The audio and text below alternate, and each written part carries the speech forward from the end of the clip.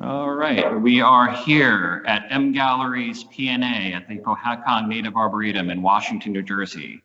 And we're here with Warren Kaiser, also in Washington, New Jersey, right? Yes. How are 2 minutes you? away. I'm good.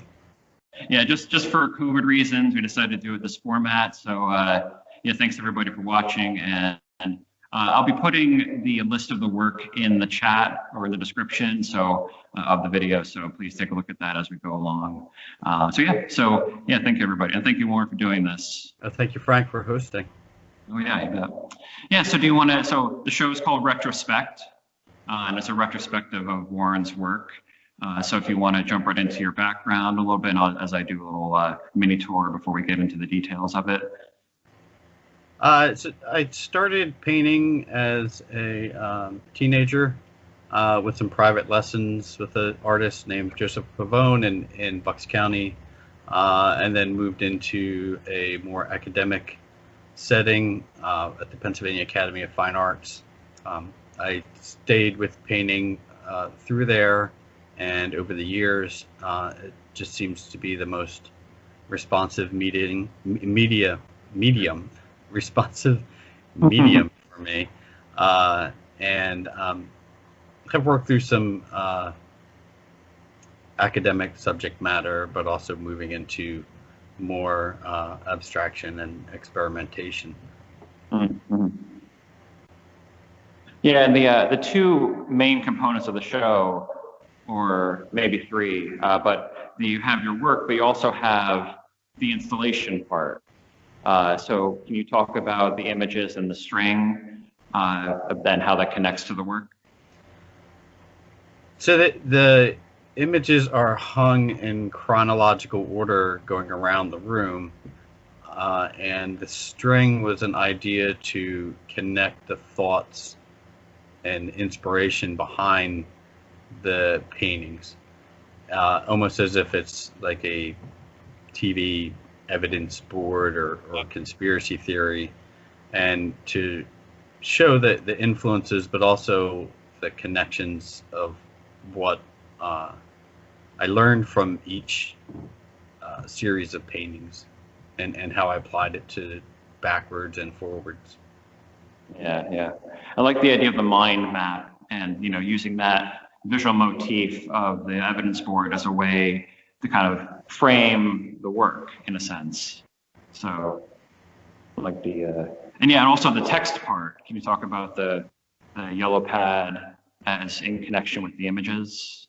Yeah, so that was sort of a last minute decision to kind of scribble out some notes about each stop on the string, and just writing down ideas and keeping with the theme of sort of scratch pad, putting it together. Mm-hmm. Yeah, and also it helps with the evidence board concept, right? It's a mixture of notes and images, and it kind of reminded me of, I know we talked about this earlier, of Jerry Saltz, art critic, that did similar things with yellow pads. And I love the visual of it is interesting in concert with the paintings and the string, because you have these notes that they're done in a seemingly hasty way, and you would cross out words and change things, and it wasn't like a delicate process, that it would be, and I enjoyed that kind of like the fury, of those. I guess the visual of the words in concert with the paintings and the string create that sense of trying to of like a rhizome in the brain, like a network in the brain, and I think that seemed to be what you were getting at with the show. Yeah, trying to get away from the idea of the white cube gallery style. Right. Definitely, and that's an interesting point. Like, you break up the cube of the room, with the string. You kind of like bifurcate it. You say like, this is not. I'm rejecting this. This way of existing here. Both rejecting it and accepting it as the existing format, but Yeah. But yeah, in a way of rejecting it. And I love how like the school ends right on a pedestal, so ends up being found. Yeah, that was kind of like a last minute idea, and I had set it down and was looking for the scissors, and it's like, well, that kind of like indicates that that there's more to come. Yeah, yeah. And I love when the installation becomes a thing. When the installation becomes part of the work, and something that not really premeditated either, which adds a level of excitement for for you and for me and for anyone who comes in here. It adds this, like the spontaneity and this like freshness. I feel like it's a fresh kind of feeling. Yeah, yeah, exactly. That's what it's all about. Yeah. Yeah, and I heard like conversely that it was like a distraction, like the string was a distraction from the work, and I'm like I'm on the fence about that. I feel like that it puts the work, I feel like it puts it in a space of thinking that's different than if there weren't a string or there weren't notes. There would be I think that allows for like a different viewing of the work itself, right? Yeah, it's. I mean, every decision you make about hanging a show is about how you want the viewer to perceive that show. So, yeah, I mean, it's always either it's always a decision whether it's conscious or unconscious. Yeah, yeah. And yeah, I mean, it's always about how you want the person to walk around the room and view your images. Yeah, and experience it, right? Yeah, so let's get into the to the detail parts. So we'll begin at the beginning, right? So can you talk a little bit about your 1982 still life? And this was a 10-week learning process that I had gone through with private lessons and learning from still life, and we alternated between over probably 4 years. Every couple months every 10 weeks would alternate over life drawing, still life, and then copying old master paintings. So this is an example of probably one of the only surviving examples of the still life that we had done. In some ways, it's a learning. It's an example of a learning process. Yeah, and you did this when you were 16, so it shows a level of mastery early on, of oil paint. That. Yeah, and I mean, there's things I look at it now. I would like to change, but. Oh, of course. Yeah. Are you ever tempted to do that, to go in and change it and just make a dash and add a date? No, I rarely ever go back and manipulate my paintings after they're done. That could be a whole nother talk, you and I, Warren. We could talk about that, about like the sacredness of something that's old, and we can. Yeah, I don't know if it's so much sacredness, but it's done in the moment and it's complete, and that's where I want to leave it. Mm-hmm. I never have a problem just walking away from something and leaving it as is. Yeah, right. Yeah, and the other interesting point that I feel like after feeling or experiencing this show, was how your different eras reflect the different ways of thinking about painting in general. Like the very core basic ways, like you have still life, then you move on to figurative stuff, then landscape, then abstraction in the end here, more abstraction, and then this found object. So I feel like that found object appropriation, collaborative painting. So I thought that was interesting, and also in a sense, they're sort of like moving inward to out. So it's getting from like a microcosm to a macrocosm. So it's like this. So it makes the whole idea of retrospect has become more complex for me over the month after experiencing the show. Yeah, the idea of retrospect and looking back and kind of reviewing what was done over a period of time. Yes, I would agree with that. I mean, it wasn't necessarily planned to do, to hit each genre of art history.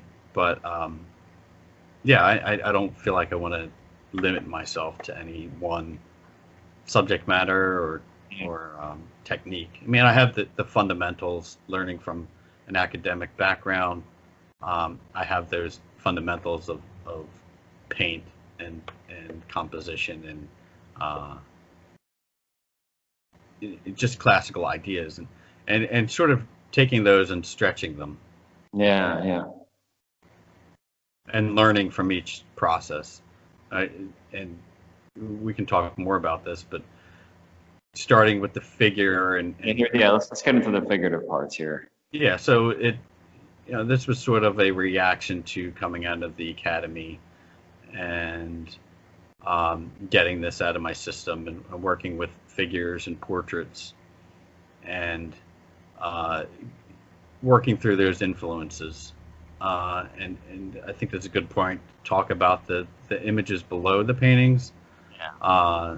I chose those specifically because they were images that had influenced that period of time.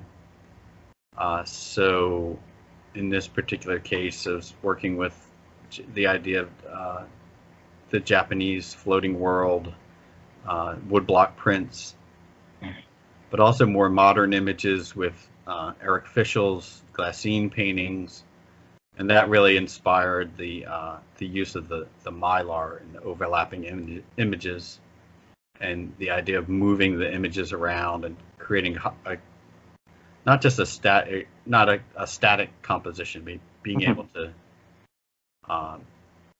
as the images are painted, moving them around and creating a composition from that. Yeah, that's a distinctive material to use. Can you talk about where you discovered mylar and how it became a thing in your painting? I learned about it at the academy and experimented some with it with watercolors, collage on it, and a little bit of oil painting. But really, afterwards, it became sort of my favorite background or backing to work on. It just holds the paint really well. It's immediate. It doesn't absorb the paint like a canvas or even a gesso board would. You can put down a brush stroke and it's there, but you can also lift it up and erase it. So it's become like my favorite medium to work on. Yeah, and it's also got this sense of almost like animation cells. This like translucent quality. It feels like the figure is sort of animated. Almost in like a kind of in a futurist way. That there's this movement. But it's not like all at once. It's all separate. But you could put them together and layer them. If you decide to do a composition like that. So yeah, that's one of the inspirations too. The idea of the cartoon animation cells, the hand painted old Bugs Bunny cartoons where each movement was animated, but also the Muybridge sequential photographs. There was a huge book that I used to look at of all of his photographs in sequence, and it was just that was fascinating to me, that idea of moving from one spot to the next and how do you accomplish that transition. Very nice. And I ended up a lot of times using putting together three figures. For some reason that seems more stable to me, the idea of a trinity. Yeah, it's a very stable number. Yeah, exactly. It's like two is not enough and 4 is too much. A lot of the time for me. So yeah, I did some where it was like 5-6 figures and it just seemed crowded. Yeah, there's something about the 3 that makes it balanced. It is interesting to think that way. Yeah, and also like talking about influences. This next figure piece is definitely a Picasso nod. You know, the doll face painting, and here's the Desmaisons d'Avignon. Never know how to pronounce that correctly. So this was actually a the piece that they had done specifically for a show called Masks, and the various artists had done. They actually created masks, wearable masks. They used the conceptual idea of a mask, and I went for sort of the, as you said, the Picasso inspired figure with a mask. And the mask itself, and my painting is based on a Etruscan tiny jewelry item with white, the white with the lapis lazuli engraving on it. And that was an image that I had carried around with me for years, and being able to sort of pull that out of the catalog and use that for a painting. Yeah, and another interesting thing of note is the notch carved out of the surface. So it's almost like the surface has become the mylar. The frame has become. It's now the mylar is now the concept of the mylar is now infiltrated the platform for the work. So can you talk a little bit about like the decision to do something like this with this way of displaying? I struggled a lot with framing the mylar pieces. I hung them directly on the wall, as we know from last year.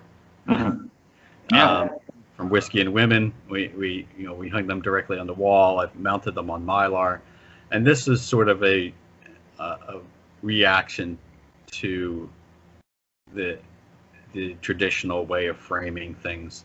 It's like, why does it have to be square?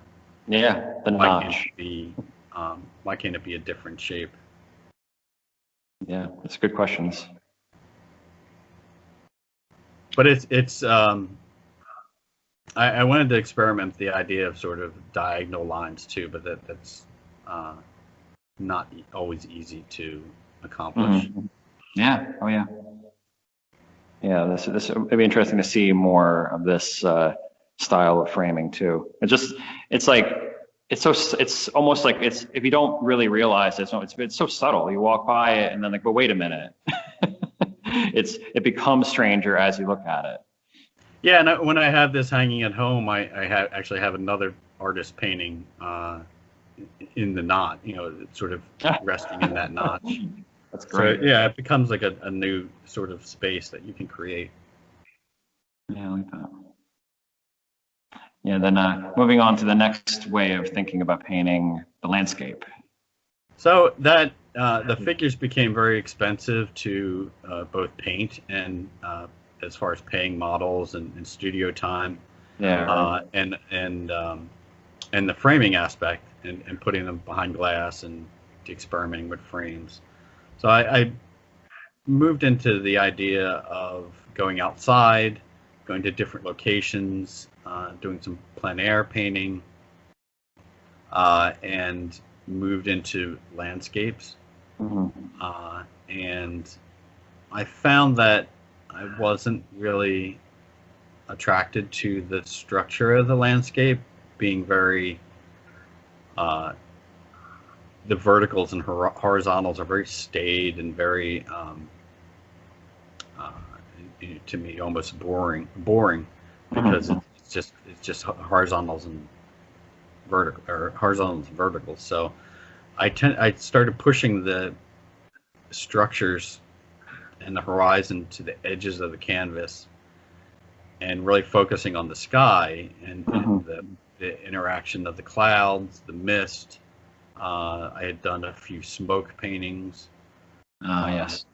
And that's what really attracted me, the shapelessness of the clouds and the interaction between each cloud as it moves from one spot to another. And if you want to go back to the one over the door, Sure. Uh, Again, it's sort of that trinity. There's three major shapes there, but there's some sort of ancillary bits that are coming off the clouds.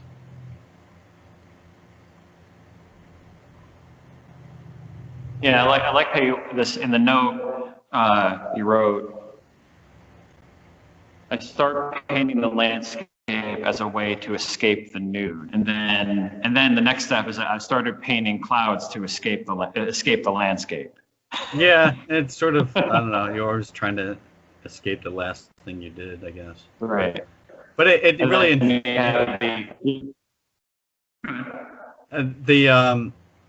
the clouds. I mean, I still do life drawing. I still once in a while do figure painting. So the clouds kind of informed the way that I paint and draw the figure, because there's no edges to a cloud. So really, there's no edges to the human body itself. It's all rounded.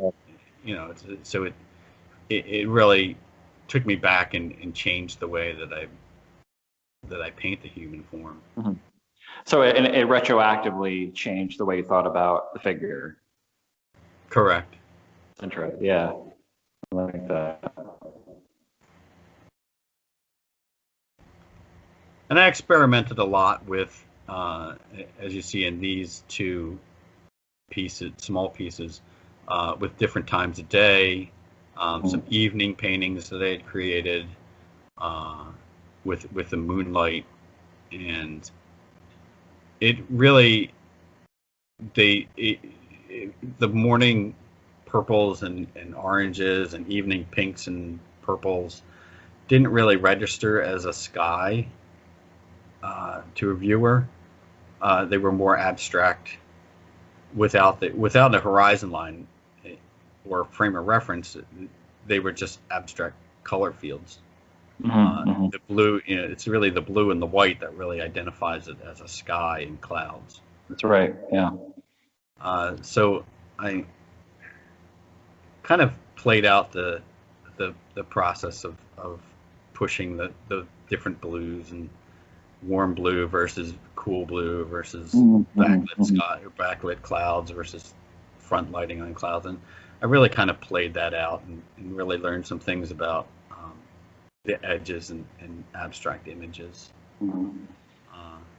Yeah, and I really love this the visual paradox of the tiny sky.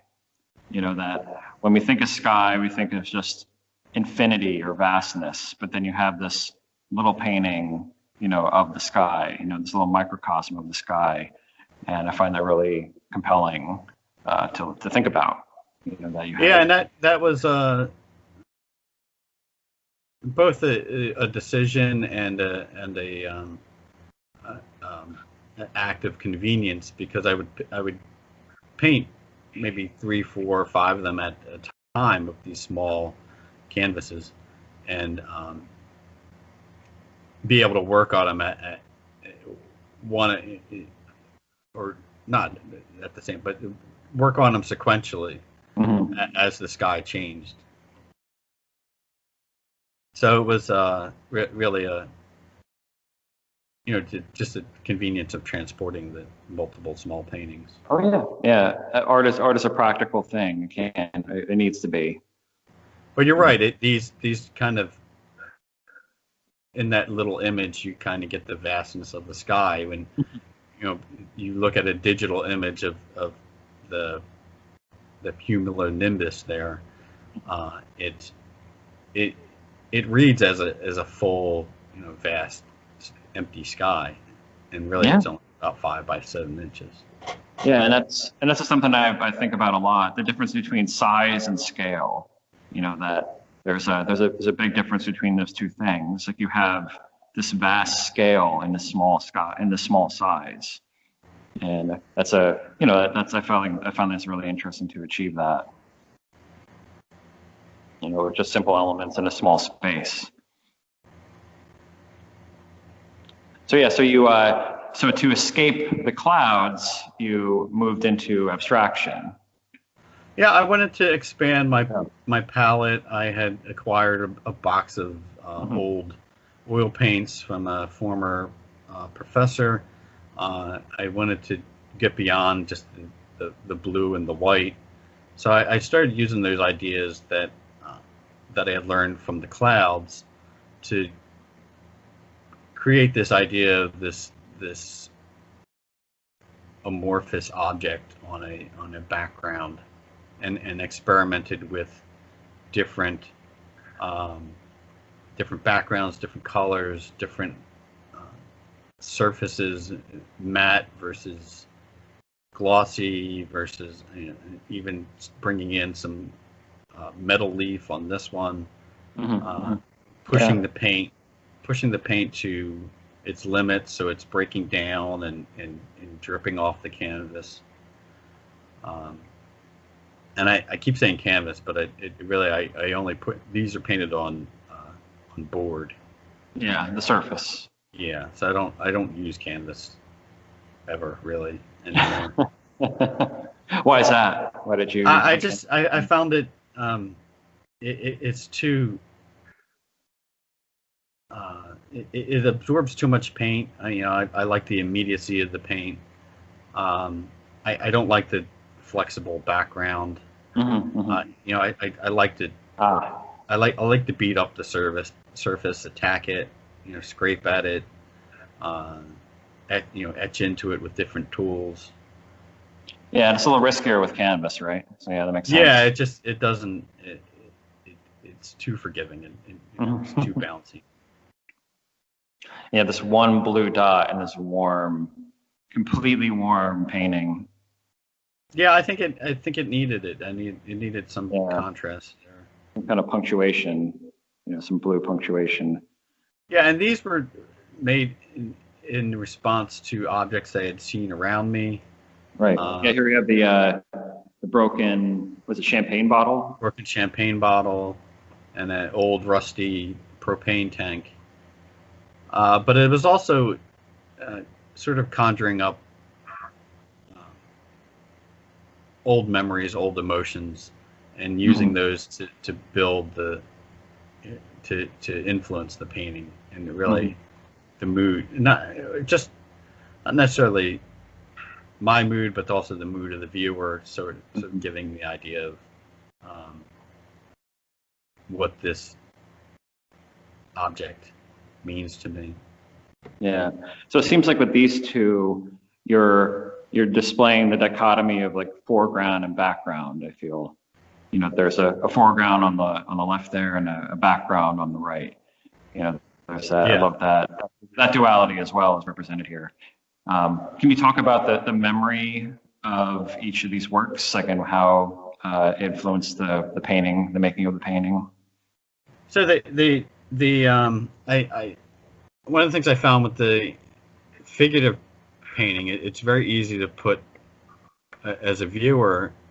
It's very easy to put a story onto that painting, Mhm. uh, whether I've put one there or not. I mean, a lot of times you look at an old classical, uh, a great master painting, and there's a story behind it, and whether you know that story is or not, um, you kind of read into it because it's a human figure, and you respond to that. And maybe at the time, while I was painting it, maybe I felt anxiety, maybe I felt jealousy, maybe I felt, um, any variety of emotions while I was painting the figure. Mhm. So they don't necessarily translate through my experience with the Uh-huh. painting. So I just, when I got into doing these abstract works, I I came into the painting with that knowledge, and really just wanted to push my experience, and also put, as well as pushing the limits of the paint, and Yeah. layering the paint, getting sort of an impasto finish on it, as well as like just dissolving the paint, uh, which, I mean, kind of goes along with the feelings with the painting, there's some heavy emotions involved with it, but also Mhm. sort of, washing them away.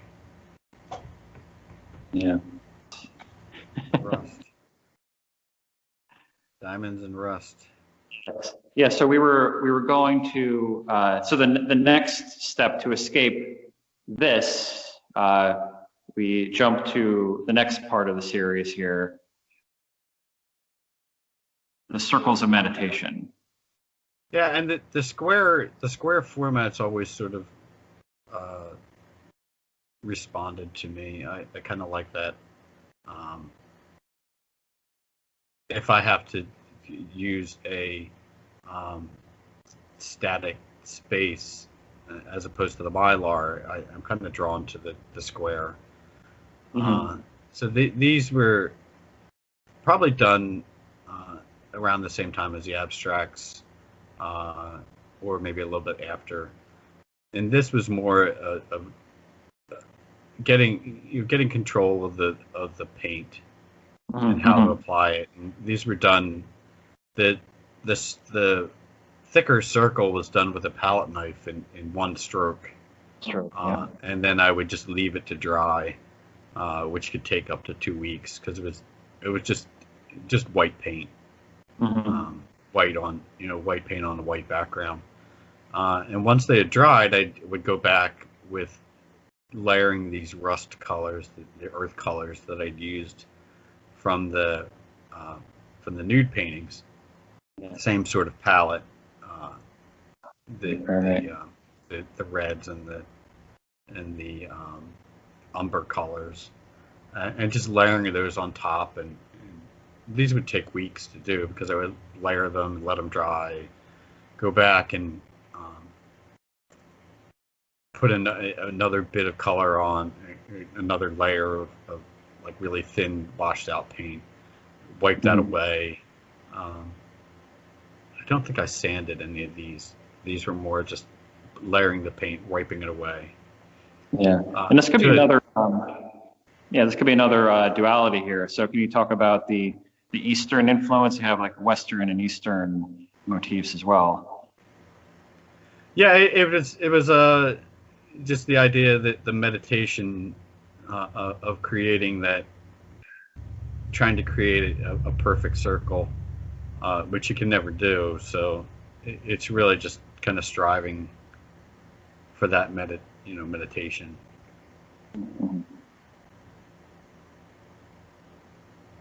And the process of layering the paint on the thinner paint on top was a meditation too, because it was put the paint on, wipe it off, put more on, wipe it off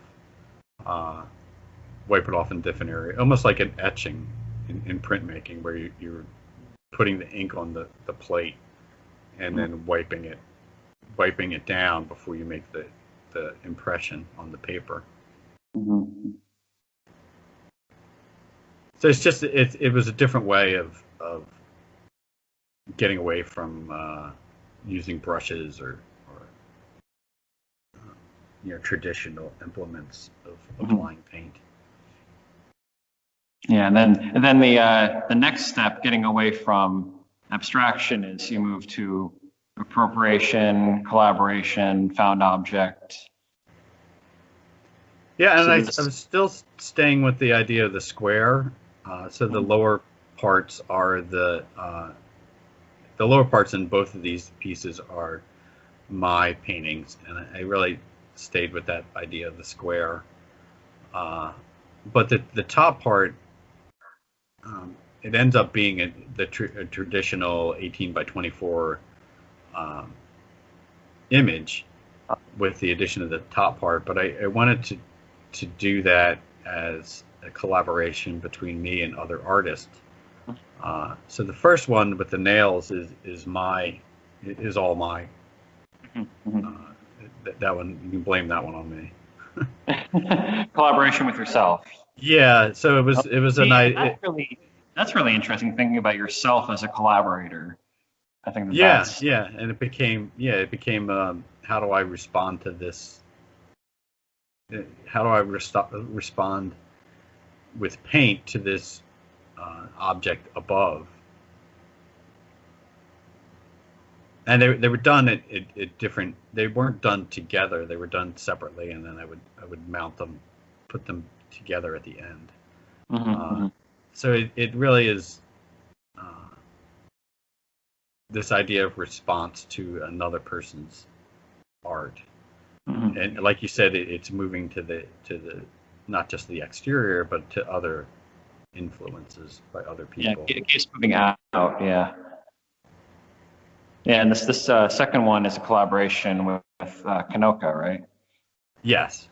So he had done the upper piece with acrylics and some found like film strips. Material. I don't know what that round the round symbol. I don't know. That looks like it came from a magazine or something. But and once I had received that upper piece back from him, I did my painting in response to that. Mm-hmm. And that symbol kind of resonated with me. Yeah, the white, whatever that, is it a 6? Is it a piece of text? Yeah, I don't know. It's hard to tell since it's torn away. And Right. and this one I really just it went from different colors, different. It started out very light painting and ended up being very dark.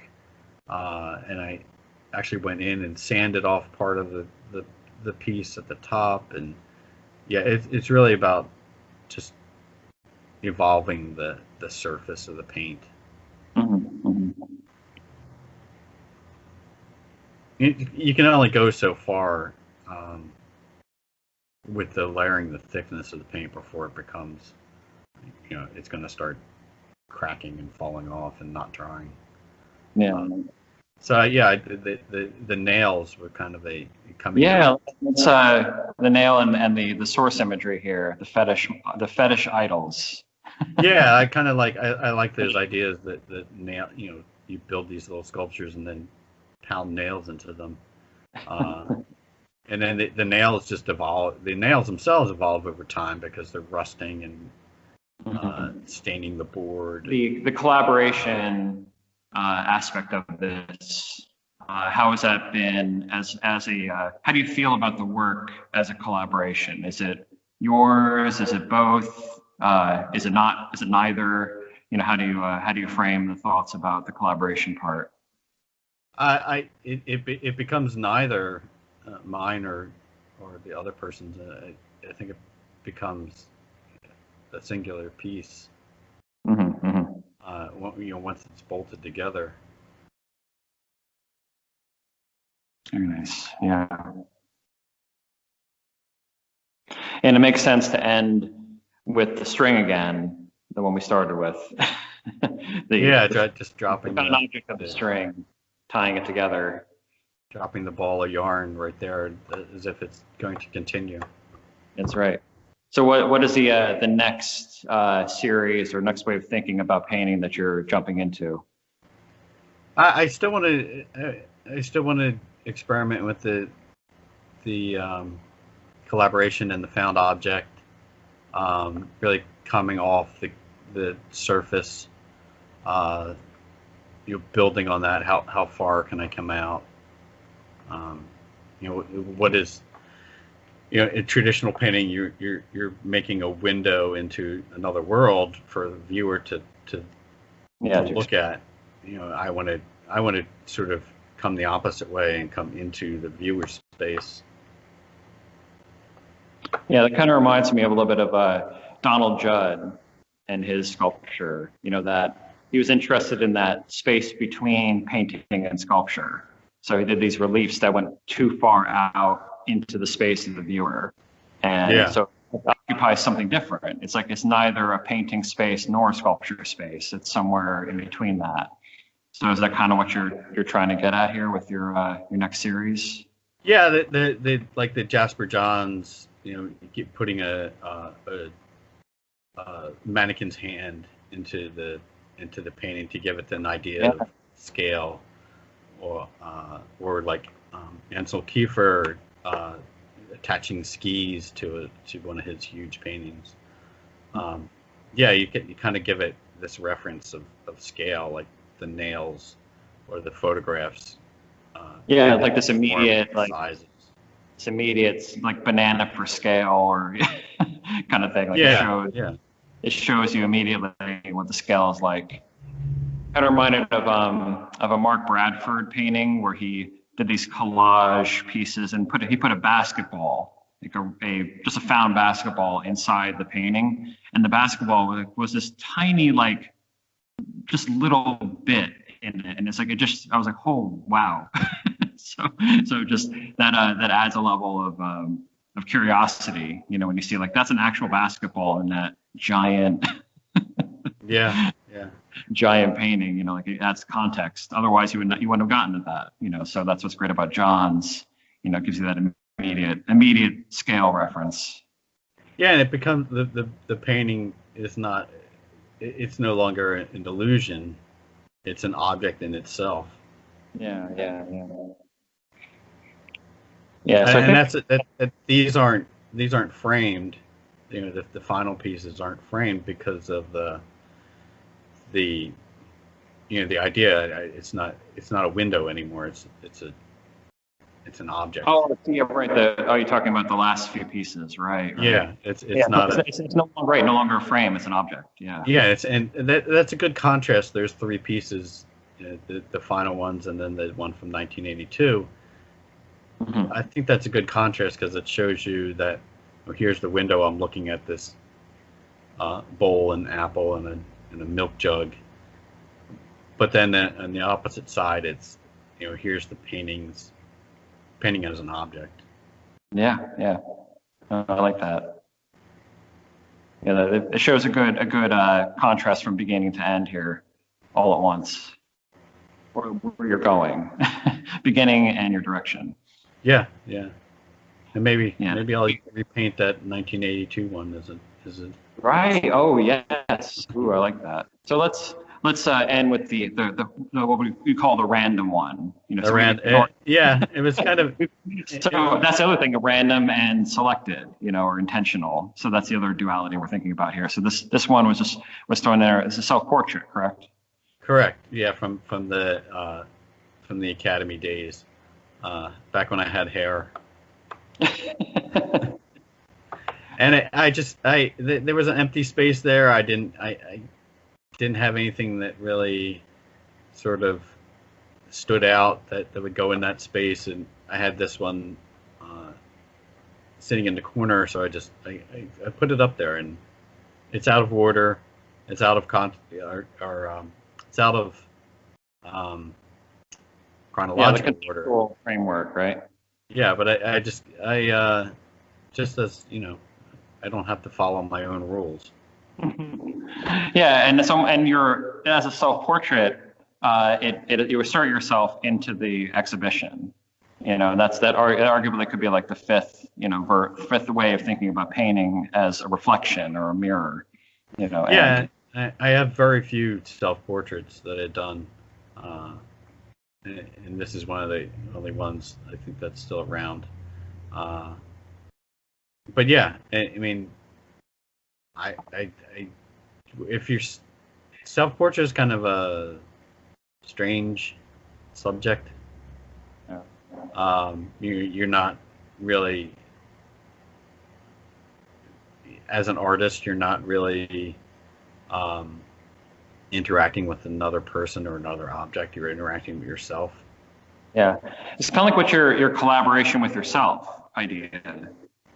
Yeah, that's as an extension of that, with the nails as your piece in collaboration with you. So that's interesting. So similarly. Yeah, I mean, this was just a little ink drawing and pencil drawing that I had done. Mm-hmm. So, yeah, I mean, I'm sort of showing that I can break my own rules. Yeah, the full spectrum, even within the context of the rules of the show.